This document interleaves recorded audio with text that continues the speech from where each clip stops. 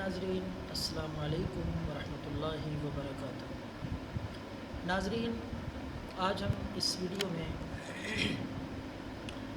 آپ کو مریض کی تشخیص کا مکمل طریقہ انشاءاللہ بتائیں گے کہ کس طرح پتہ چلایا جائے کہ کسی مریض میں جنات سایہ ہے یا جادو کی شکایت ہے یا کوئی جسمانی مرض ہے۔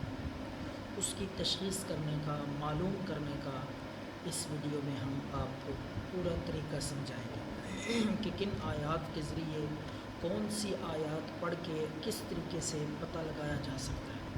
تو اس ویڈیو کو آخر تک دیکھیں اور ویڈیو دیکھنے سے پہلے اس چینل کو سبسکرائب کریں تاکہ نئی آنے والی ویڈیوز وہ بھی آپ تک پہنچتی رہیں۔ تو آئیے ناظرین، ہم آپ کو بتاتے ہیں کہ کس طرح آپ نے کسی بھی مریض کی تشخیص کرنی ہے۔ روحانی تشخیص کا طریقہ ہم آپ کو بتاتے ہیں۔ تو سب سے پہلے آپ نے باوضو ہو کر 11 دفعہ درود پاک پڑھنا ہے۔ شروع میں 11 دفعہ پڑھ لیں، 7 دفعہ پڑھ لیں۔ تو درود پاک پڑھنے کے بعد آپ نے 7 دفعہ سورہ فاتحہ پڑھنی ہے، الحمدللہ رب العالمین۔ اسی طرح 7 دفعہ آپ نے آیت الکرسی پڑھنی ہے۔ 7 دفعہ آیت الکرسی پڑھنے کے بعد پھر 7 دفعہ سورہ قل یا ایھا الکافرون پڑھنی ہے۔ اسی طرح 7 دفعہ سورہ اخلاص، قل ھو اللہ احد اللہ الصمد لم یلد، یہ پوری صورت آپ نے 7 دفعہ پڑھنی ہے۔ اس کے بعد آپ نے سورہ فلق پڑھنی ہے، قل اعوذ برب الفلق، یہ بھی 7 دفعہ۔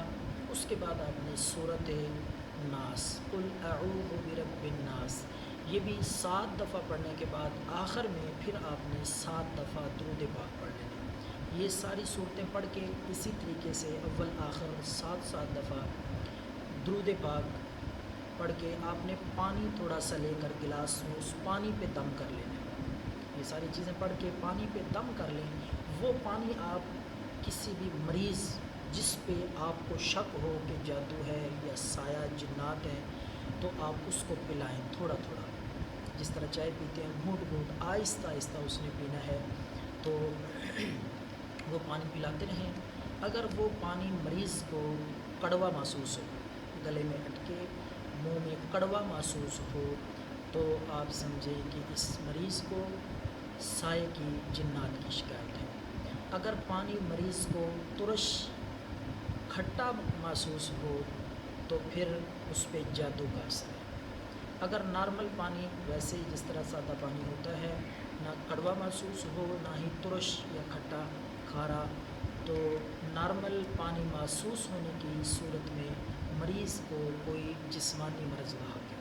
تو یہ طریقہ ہے تشخیص کا جو ہم نے آپ کو بتایا۔ کوئی بھی مسلمان جو یہ صورتیں پڑھ سکتا ہے وہ اس طریقے سے مریض کی تشخیص بآسانی کر سکتا ہے، اور 2 نمبر ذیلی عملوں سے بچ کے خود اپنا روحانی تشخیص اور علاج گھر پہ خود کر سکتا ہے۔